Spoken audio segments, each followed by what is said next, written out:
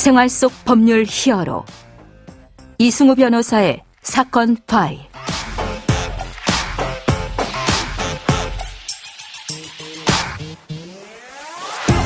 사건 파일 청취자 여러분 안녕하십니까. 생활 속 법률 히어로 이승우 변호사입니다. 오늘 함께 열어볼 사건 파일은 성적 촬영물 이용 협박 사건입니다.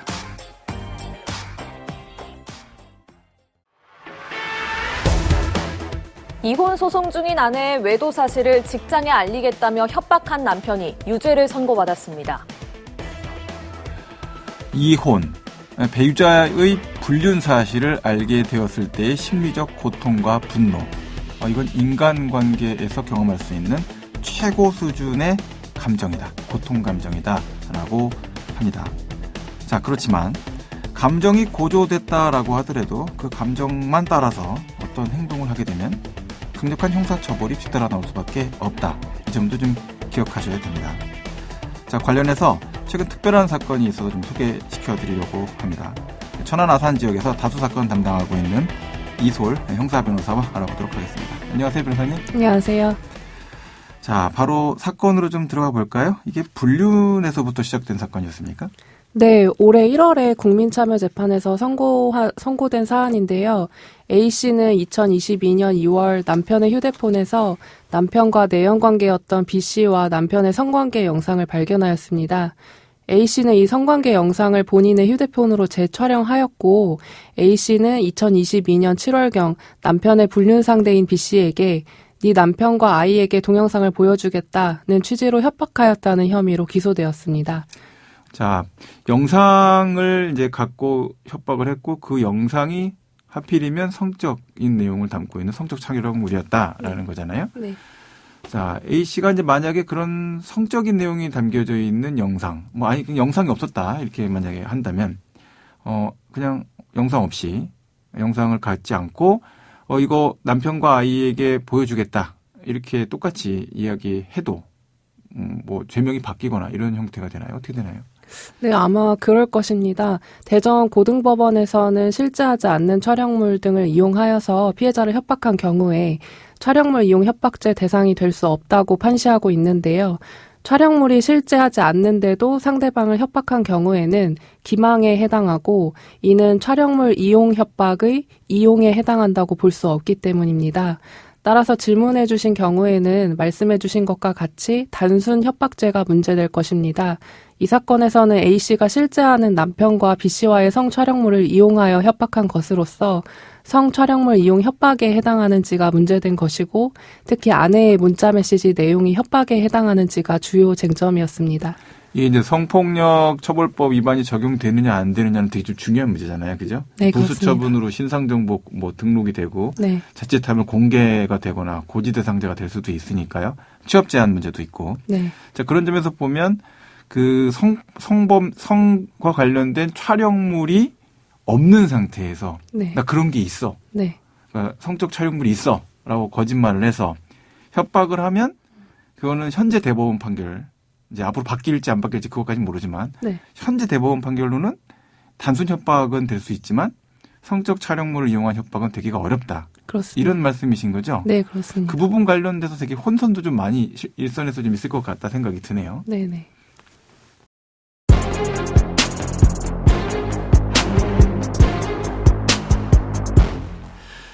자, 영상을 이제 사용해서 실제 갖고 있는 그런 성적 영상물을 사용해서 촬영물 등 이용 협박으로 이제 기소가 됐는데 또 국민참여재판을 신청해서 국민참여재판으로 갔어요. 자, 배심원들은 어떻게 판단했습니까?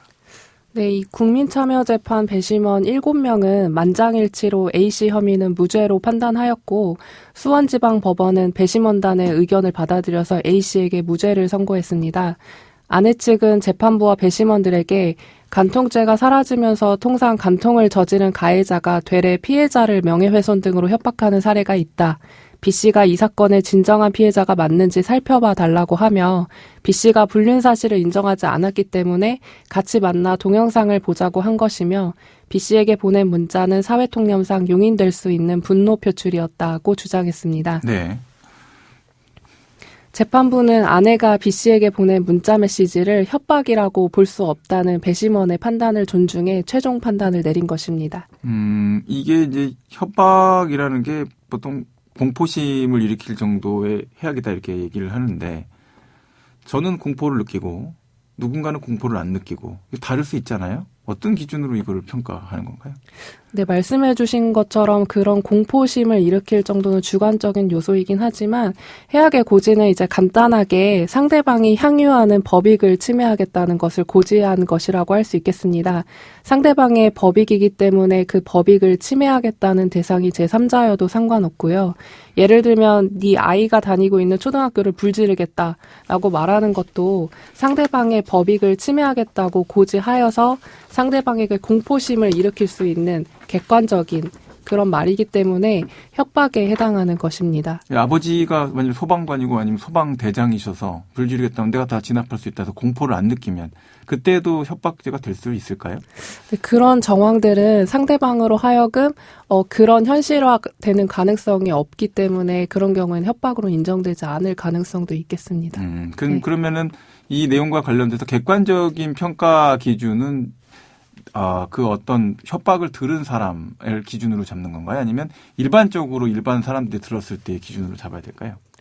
보통은 일반인 기준으로 판단을 하되 당사자 간에 그런 특이한 사정이 있으면 협박에서 해악의 고지에 참작될 사정이 충분히 있는 것으로 보입니다. 그 특수사정 관련된 내용을 그 변호사님하고 잘 의논해갖고 네. 잘 법원에 소명하는 것도 굉장히 중요한 문제가 되겠네요. 네, 그렇습니다. 자, 이제 성관계 영상을 이용해서 문자 협박했는데 제가 판사면은 무죄 못 줬을 것 같거든요. 배심원들은 왜 무죄 판단한 것 같습니까?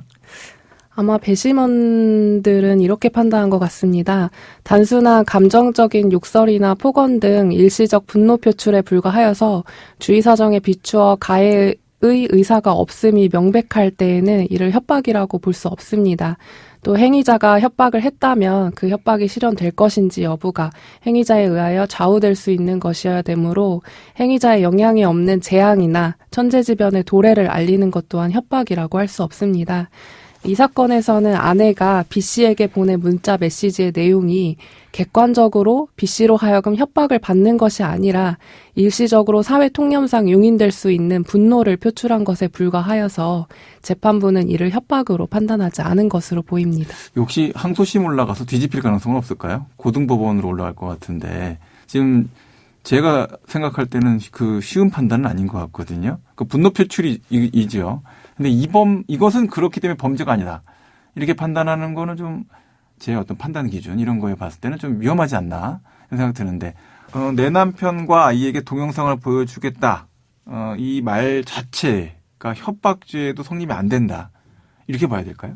그렇지는 않습니다. 실제로 이 사건에서 검찰은 아내가 네 남편과 아이에게 동영상을 보여주겠다는 취지로 협박하였다는 것이고 실제로는 아내와 B씨의 성향, 문자메시지 발송 당시 주변 상황, 당사자 간의 지위와 관계 등 여러 사정을 종합하여 볼 때 아내의 문자메시지 내용이 협박이라고 볼 수 없다고 판단한 것으로 보입니다. 만약 정말 말 그대로 네 남편과 아이에게 동영상을 보여주겠다라고 말했다면 협박이 성립될 가능성이 높습니다. 실제로 최근 서울중앙지방법원에서는 이혼 소송 중인 아내의 외도 사실을 직장에 알려서 평생 얼굴을 들지 못하도록 하겠다라고 협박한 경우 여성인 아내가 외도를 저지른 사실이 직장에 알려질 경우 회복할 수 없는 정신적 고통을 얻게 될 수밖에 없다고 하며 이 남편의 발언은 아내의 의사결정 자유를 제한하거나 의사실행 자유를 방해하기에 충분한 내용이라고 하여 남편의 협박을 인정하였습니다. 이렇듯 배우자 일방의 외도 사실을 발견하여서 이 사실을 타인이나 직장에게 알리겠다고 구체적으로 얘기하는 다수의 경우에서 협박을 인정하고 있습니다. 네, 오늘 말씀 고맙습니다. 지금까지 이솔 변호사와 함께했습니다. 감사합니다. 자, 오늘 사건 이야기 들으셨죠? 국민참여 재판, 사실 법리를 좀 뛰어넘는 측면도 존재합니다. 그래서 잘 활용할 수 있는 사안이 있다면 그리고 억울한 형사사건으로 기소가 됐다라고 판단한다면 적극적으로 국민참여재판 절차를 이용해서 무죄를 주장해 보시기 바랍니다. 생활 속 법률 히어로 이승우 변호사였습니다. 내일도 사건에서 여러분들을 구해드릴 사건 파일 함께 열겠습니다.